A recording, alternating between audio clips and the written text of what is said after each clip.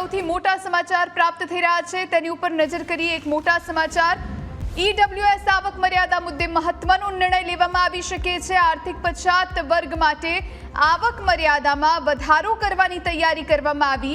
હાલની ₹6 લાખની આવક મર્યાદા વધારી ₹10 લાખ કરવાની ચર્ચા થઈ રહી છે। રાજ્ય સરકાર ટૂંક સમયમાં આ નિર્ણય જાહેર કરે તેવી પણ સંભાવના છે।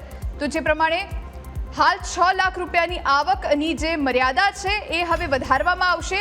ઈડબ્લ્યુએસ આવક મર્યાદા મુદ્દે મહત્વનો નિર્ણય લેવામાં આવી શકે છે। સંવાદદાતા મલ્હાર વોરા ફોન લાઈન પર જોડાયા છે। મલ્હાર, એક મહત્વનો નિર્ણય લેવામાં આવી શકે છે। આર્થિક પછાત વર્ગ માટે આવક મર્યાદામાં વધારો કરવાની તૈયારી છે, શું જાણકારી?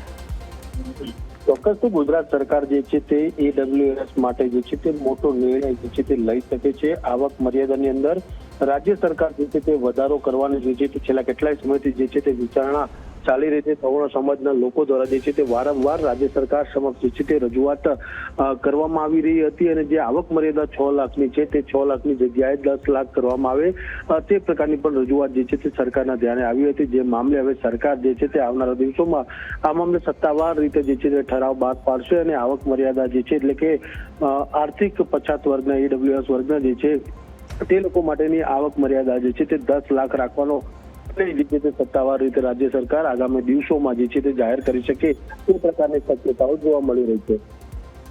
બિલકુલ, આ કેટલા સમયની અંદર મલ્હાર આ જે નિર્ણય છે એ જાહેર થઈ શકે છે અને એની કઈ રીતની અસર? ચોક્કસથી વાત કરીએ તો રાજ્ય સરકાર દ્વારા જે છે તે આ મામલે પણ કેબિનેટ બેઠકની અંદર ચર્ચા જે છે તે કરવામાં આવી હતી અને સરકાર જે છે તે આગામી ગણતરીના દિવસોની અંદર સત્તાવાર રીતે આનું ગેજેટ અથવા તો ઠરાવ જે છે તે બહાર પાડશે। છેલ્લા કેટલાય સમયથી જે છે તે સવર્ણ સમાજના લોકો એટલે કે જે બિન અનામત વર્ગમાં આવતા હતા, ઈડબ્લ્યુએસમાં જે છે તે લાભાર્થી હતા, તેઓની વારંવાર જે છે તે રજૂઆત સરકાર સમક્ષ આવતી હતી। ખાસ કરીને જ્યારે રાજ્યની અંદર એડમિશન પ્રક્રિયા ચાલુ હોય ત્યારે ઈડબ્લ્યુએસ હેઠળ જે વિદ્યાર્થીઓ જે છે તે પ્રવેશ હાંસલ કરવાના હોય ત્યારે તેમની આવક મર્યાદા જે 6 લાખ હતી, જેના કારણે તે વિદ્યાર્થીઓને ક્યાંક ને ક્યાંક હેરાનગતિ થતી હતી, વાલીઓને પણ હેરાનગતિ થતી હતી।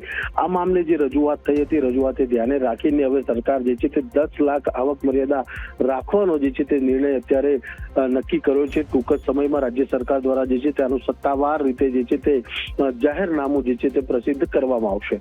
જી મલ્હાર, આભાર આપનું જાણકારી આપવા માટે।